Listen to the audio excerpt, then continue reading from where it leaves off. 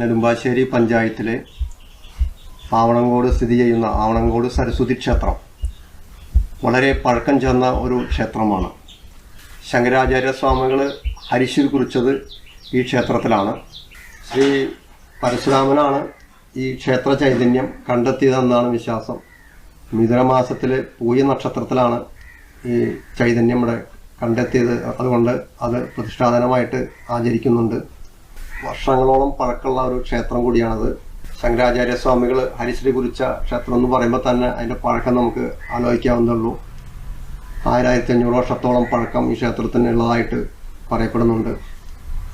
ഈ ക്ഷേത്രത്തിൻ്റെ ക്ഷേത്ര ചടങ്ങുകളും അതേപോലെ തന്നെ ഇതിൻ്റെ നിർമ്മിതികളും കാണുമ്പോൾ തന്നെ അറിയാം ഈ ക്ഷേത്രത്തിൻ്റെ പഴക്കം എത്രമാത്രമുണ്ടെന്നും. ദേവമേള എന്നറിയപ്പെടുന്ന തൃശ്ശൂർ പെരുവനം ആറാട്ടുപുഴ പൂരത്തിന് ഈ ക്ഷേത്രത്തിൽ ഈ ഭഗവതി അവിടെ